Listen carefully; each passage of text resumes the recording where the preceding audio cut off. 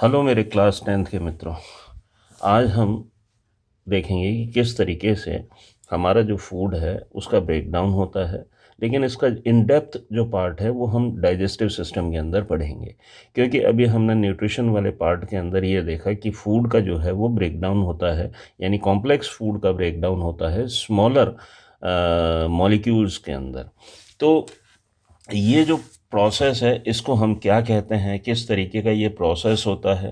तो कोई भी चीज़ जो है वो किस तरीके से टूटती है, किस तरीके से बनती है, उस पूरे प्रोसेस को हम क्या कहते हैं। तो ये जो प्रोसेस होता है जिसके अंदर फूड जो है वो ब्रेकडाउन होता है, फूड का ब्रेकडाउन हुआ,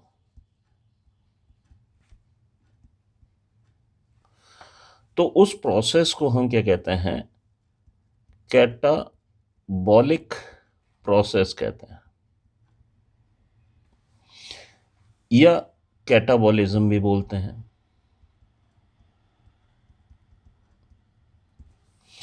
अगर उस फूड से यानी स्मॉलर मॉलिक्यूल से अगर कोई चीज़ बन रही है तो उस प्रोसेस को हम एनाबॉलिक प्रोसेस कहते हैं।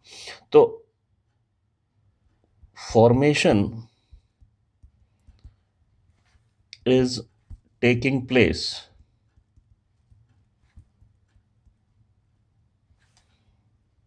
with the help of simpler molecules। उस प्रोसेस को हम क्या कहते हैं, एनाबॉलिज्म कहते हैं, या फिर एनाबॉलिक प्रोसेस कहते हैं। सपोज करो हमने रोटी खाई है और दाल हमने कंज्यूम करी है। अब ये कहाँ जाएगी, यानी इनटेक किया है हमने इसका। इनटेक करने के बाद ये हमारे बॉडी के अंदर जाएगी, और रोटी जो होती है उसके अंदर जनरली क्या है, अगर एक ही कांस्टेंट को पकड़ें तो कार्बोहाइड्रेट है, और दाल के अंदर जो है वो क्या है, प्रो, प्रोटीन्स हैं। तो ये जो मटेरियल है, कार्बोहाइड्रेट और प्रोटीन्स, ये क्या हो गया, कॉम्प्लेक्स फूड मटेरियल हो गया। अब इन दोनों चीजों का ब्रेकडाउन होगा, किसकी मदद से होगा, with the help of enzymes.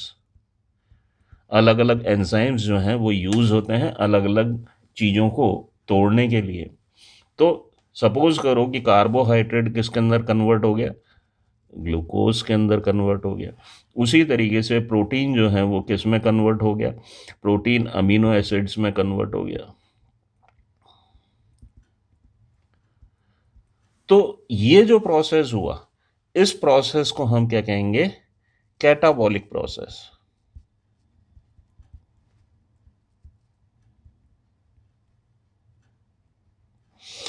अब हमारे शरीर को बॉडी बिल्डिंग के लिए या बॉडी को रन करने के लिए किसकी ज़रूरत है, प्रोटीन्स की ज़रूरत है, कार्बोहाइड्रेट्स की ज़रूरत है, फैट्स की भी ज़रूरत है, लिपिड्स की भी ज़रूरत है। तो हमारी बॉडी के फॉर्मेशन के लिए या बॉडी के स्ट्रक्चर को मेंटेन रखने के लिए अब इसके अंदर ये अमीनो एसिड है, अमीनो एसिड बना और क्या बना, कार्बोहाइड्रेट बना।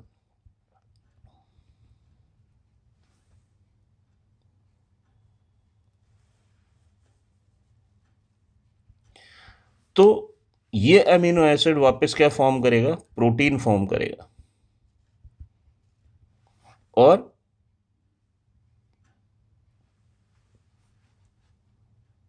सॉरी ग्लूकोज बना।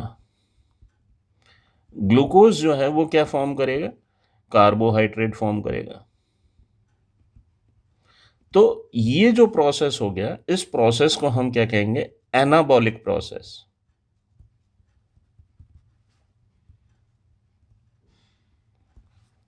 यानी एनाबॉलिज्म। तो सम टोटल जो है, यानी sum total of catabolic process and anabolic process is called metabolic process और metabolism। अब ये सभी चीज किसके लिए जरूरी है? लिविंग ऑर्गेनिजम्स के लिए ज़रूरी है। अब जैसे कि पहले भी बताया था कि लिविंग ऑर्गेनिजम्स जो हैं वो कैसे हैं, दो टाइप्स के हो सकते हैं। एक तो यूनिसेलुलर ऑर्गेनिजम्स हो गया, इसका एग्जांपल हम अमीबा ले लेते हैं क्योंकि आगे चल के अमीबा जो है वो हमारे चैप्टर में भी है। तो ये क्या काम करेगा, ये एक सिंगल सेल है, यानी सेलुलर लेवल पर सारी चीज़ें हो रही हैं। इसके अंदर इंजेशन भी होगा, इसके अंदर डाइजेशन भी होगा, इसके अंदर एक्सचेंज भी होगा और एक्सक्रीशन भी होगा। लेकिन अगर वही चीज़ अगर हम मल्टी सेलुलर ऑर्गेनिजम्स के अंदर देखेंगे तो यहाँ पर कंप्लीट चीज़ें जो हैं वो डिफरेंट होती हैं, क्योंकि बहुत ज़्यादा कॉम्प्लिकेटेड प्रोसेस होता है। यहाँ पर सेल्स भी होते हैं, टिश्यूज़ भी होते हैं, ऑर्गन्स होते हैं, ऑर्गन सिस्टम्स भी होते हैं। तो सेल्स जो हैं वो कन्वर्ट हो जाते हैं, एक ही टाइप के जो सेल्स होते हैं वो टिश्यूज़ के अंदर कन्वर्ट हो जाते हैं, टिश्यूज़ जो हैं वो ऑर्गन्स के अंदर कन्वर्ट हो जाते हैं, ऑर्गन्स जो हैं वो ऑर्गन सिस्टम के अंदर कन्वर्ट हो जाते हैं। तो वो पूरा एक सिस्टम जो है, अगर कोई डाइजेशन का काम कर रहा है तो वो डाइजेस्टिव सिस्टम वर्क करेगा, सर्कुलेशन का कोई काम कर रहा है तो पूरा सर्कुलेटरी सिस्टम जो है वो काम करेगा।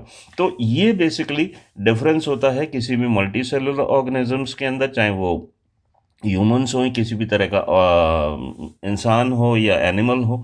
तो वापस से एक बार रिवीजन कर लेते हैं हम। तो कैटाबॉलिज्म क्या है, जिसके अंदर ब्रेक डाउन होता है फूड का। एनाबॉलिज्म क्या है, जिसके अंदर किसी भी चीज़ को बनाया जाता है। और सम टोटल जो है वो क्या है, मेटाबॉलिज्म है। उम्मीद करता हूँ आपको अच्छे से समझ में आया होगा। Please like, subscribe my channel. Thank you.